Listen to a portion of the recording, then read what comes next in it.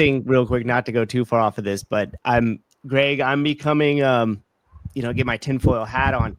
I'm becoming more and more convinced that the American Beverage Association had some sort of dealings in the sale and purchase of CrossFit, in the sense of the evaluation and price at which it was paid in the NSCA, what they would be willing to settle their case for their future survival, and how that over evaluation would affect Berkshire in terms of trying to resell it now, especially in the fact that it got into the NBA's hands, and they have done nothing but, I would argue, probably 20% digression from where it was. And the more I go down that, especially with like the front companies that the American Beverage Association set up, I mean, you're no stranger to the Global Energy Balance Network that the Obamas were involved in and everything else. I'm going further and further down that hole. Where do you stand on that? Did you use ChatGPT for that, Susan? I got to sit with some of my superstars on a case that just had made amazing things happen for us.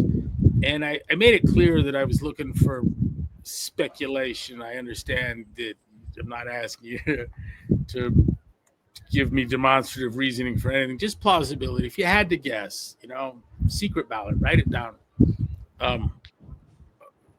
What's the involvement here? And it was soda. And the same kind of reasoning as mine. Like, what else makes sense?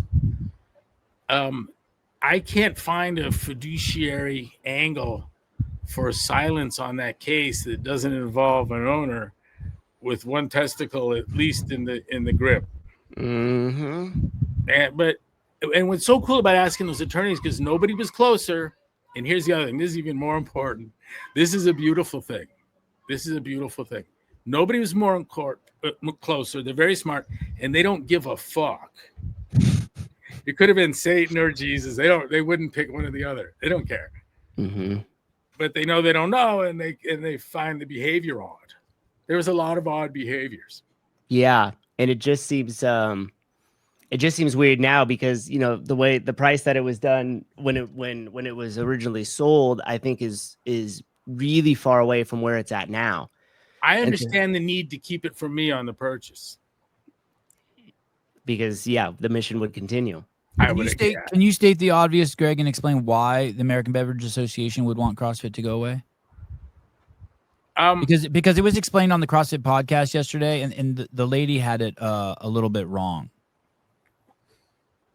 We had the proxies, soda's big proxies, red-handed in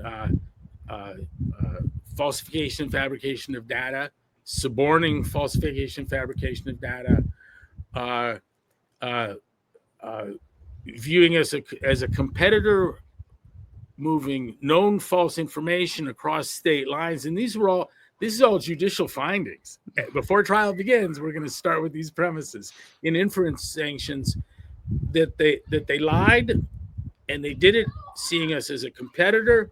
And wait, you add all the bad that went across state lines. It had the effect, a negative effect that was intended, blah, blah, blah. And check this out. And then committed felonious perjury to hide it all. Mm-hmm. Breaking of iPads, iPhones, hiding, not hiding hard drives, things like that. For instance, testifying under oath that never saw them as a competitor. And we're like, well, ladies and gentlemen, here's an email from that dude. And it was called a competitive analysis of CrossFit versus the NSCA. Just that kind of shit. And the judge just fucking boiled over, got pissed. And then they tried it again in state court, unaware that the judges had talked. And like the judge is like, I know you lied in federal court. And he ordered a forensic evaluation again, another one. And that they almost bled to death on that. But boom, they came back with more money. Like, wait a minute, we're looking at your 1099s. You don't just shit money. We had an ethical moment when they're ordered payoff. There's no way they could have made it. And so they came up with magic money. And I'm saying all you have to do to fuck this is we can't take this. It might be cartel money. Where'd you get this from? And my attorneys are like, shut the fuck up.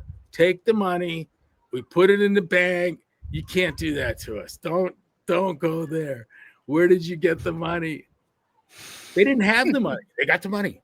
We were like, they can't pay it. They did. They did. It's weird, right? And then on top of that, I think people get confused because when the article released in 2019, I think it was, when the court findings came out stating what you had just said, some people were like, oh, so it's over, right? And it was like, no. It just begun. So it was almost like the loose little thread was there and you kind of tugged it and it's like, oh, now we got something. Lanny Davis called me in Hawaii on a phone that never rings. It was for opening the fucking gate.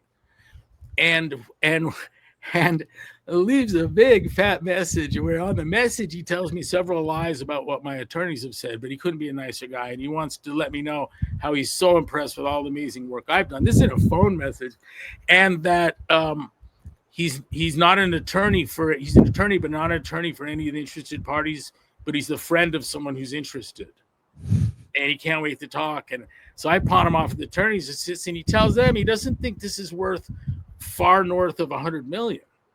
The lawsuit with the NSCA. Yeah. And we were like, wow, it's the first time we've ever heard of money. He doesn't think it's far north of 100. I think the price was 200. There it is. And what's your speculation? You're not paying that in a way. There's a savings. Like if you take the 100 off the 2, you got it for 1. Yep. So you think he's feeling around in the dark for you to settle the case for 100 million? The fuck of, well, that's what he said. Right. Right. But he doesn't represent any of the parties. No. Interesting. And check this out.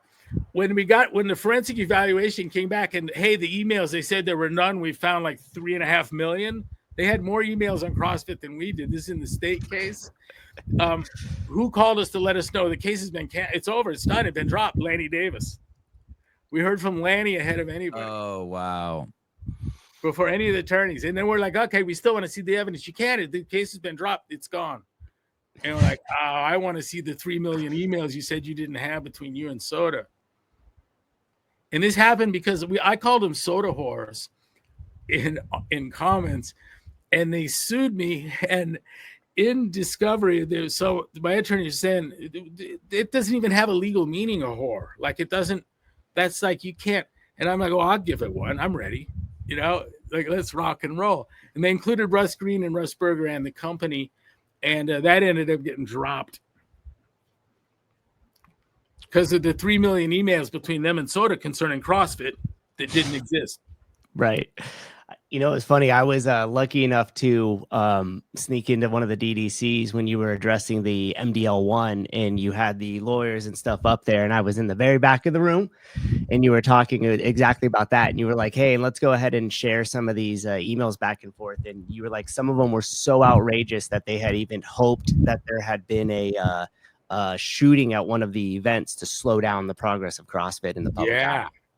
Wow. That's how dark that shit was. And I remember that shit just stuck with me because I was like, oh, okay, this isn't like, oh, they're taking market share on our certs. This is much larger than that. I got an email, you know, when I first posted the hydration shit on our message board, I lost a little sleep over that. And then shortly after that, I got warned that you've poked something. And I got on an airplane to go sit and listen to a lobbyist known to everyone in DC tell me, you fucked up now, kid. I mean, that you will see the other shoe will drop. And he let me know that the dirtiest player to ever play legal law was Pepsi's chief counsel, and he wrote the book on this shit, the dirtiest fucking lawyer ever to practice corporate law, a fellow named Richard Nixon. Oh, wow. And he goes, you will be made to pay in one form or another. So check this out. Roll the clock forward. We get the fucking email hours after me putting that up. And it's from fucking Gatorades people saying, what, you got to get these Pepsi, NSCAs, ACSM, saying, hey, you got to talk to your Pepsi buddies and get their lawyers on these fucking assholes. That's one of the emails they said they didn't have. We got tranches of emails like that in the federal case. In the state, we got cut short. One got dropped. The other, the company sold, and the new owners